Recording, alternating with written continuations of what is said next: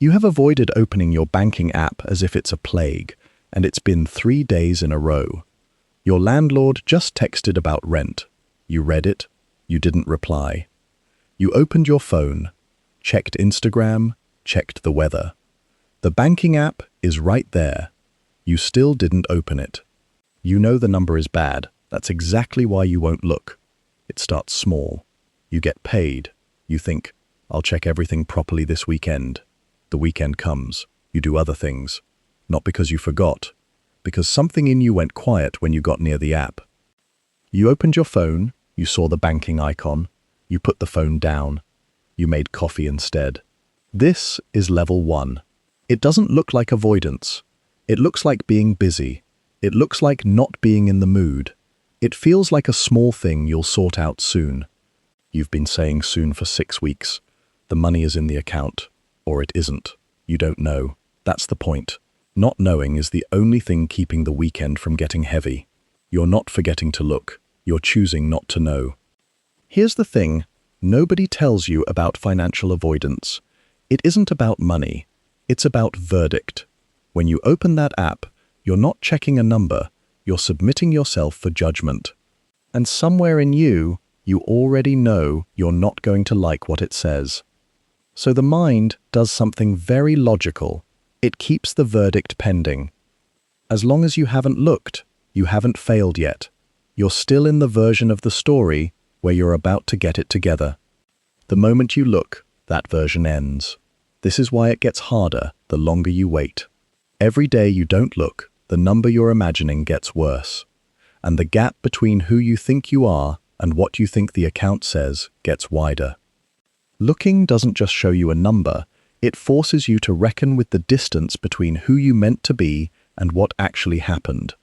Most people are not afraid of being broke. They're afraid of having proof. You're not avoiding your money. You're avoiding the evidence. But this isn't where it starts, and it's not where it ends. Because avoidance doesn't stay at level 1. It has a logic. It builds. Each level feels reasonable from inside it. Let me show you where it goes. And then, at the end, I want to show you something small. Not a fix, just a way back in. Level 2. You stop checking the app, but the statements still come. A white envelope, the bank's name in the corner. You know what's in it. It sits on the counter for 4 days. Then you move it to the drawer. The drawer has 3 others in it. You haven't opened any of them. You tell yourself you'll do a proper sit-down, go through everything at once. That way it'll be efficient. The sit-down doesn't happen. The drawer fills up. This is the step where the avoidance starts organizing itself. It stops being forgetfulness and starts being a system. Level 3. Someone asks, are you saving anything at this point? You say, a bit. Yeah, trying to. You don't know if it's true. You genuinely don't know. You haven't checked in long enough that you're now working from memory, from a figure you half remember from 3 months ago. You've started guessing about your own money. And the guess is always optimistic, not because you're deluded, because optimistic is the only number you can say out loud without the conversation going somewhere you can't handle. Level 4. You set up autopay on everything. Subscriptions, rent, minimum payments. It all goes out automatically. You stop getting declined. You stop getting calls. You tell yourself, this is responsible, this is organized. But what you actually did was build a system that means you never have to look. The automation isn't managing your money, it's managing your need to know about it. You've outsourced the looking to a machine, so you don't have to be the one who sees it. The automation isn't discipline, it's the most sophisticated form of the same thing. Level 5. You're at work. A colleague mentions something. A holiday they're planning, a car they're thinking about. You do a fast, automatic calculation. Can I afford that? And the answer comes back not from your bank account. It comes from something vaguer, a feeling, a vague sense of where you think you are. You've been running your financial life on vibes for so long that you don't know your own numbers anymore. Not the balance, not the debt, not what you actually spend on food in a month. Nothing. You are financially invisible to yourself. It shows up at work. Someone mentions a pay review. You think, I should ask, I should negotiate. But to negotiate, you'd need to know what you actually need. And knowing what you need means knowing where you actually are. So you don't ask. You nod and say you're good. The avoidance in the app just cost you money in a room you never connected to it. It shows up in relationships. Your partner says, we should talk about the finances. Something tightens in your chest.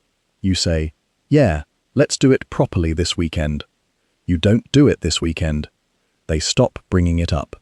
They start handling their money separately, not dramatically, quietly, a slow, sideways step away from sharing it with you. You feel it happening. You don't know how to stop it without having the conversation you've been avoiding for 8 months. It shows up alone, at 2 a.m. You're not doing anything, you're just awake. And the numbers are there, not the real ones, the imagined ones, the worst-case ones. The account you've been picturing is always worse than the real one. Avoidance doesn't protect you from the anxiety. It feeds it in the dark with nothing to correct it. You're paying the emotional cost of the number without ever getting the information. You think not looking is protecting you. It's just making you pay twice. Knowing this doesn't make it easy to look. Understanding the mechanism doesn't dissolve it. The anxiety is still there. But here's what's true. The number in the account is not a verdict on who you are. It's just a number. It happened. It's already done. You looking at it doesn't make it worse.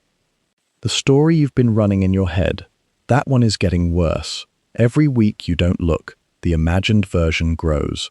The real number is frozen. Your avoidance is the thing that's compounding. The re-entry is not a full audit. It's not a Saturday morning spreadsheet. It's one look, one number, whatever it is. Not to solve it, not to fix anything, just to know.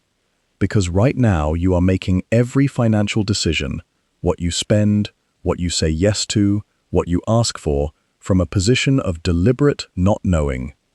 And you have been for a while now. The first look is not going to feel good, but it will feel like something real. And real is the only place anything actually changes. You're not afraid of the number. You're afraid of running out of reasons to not look.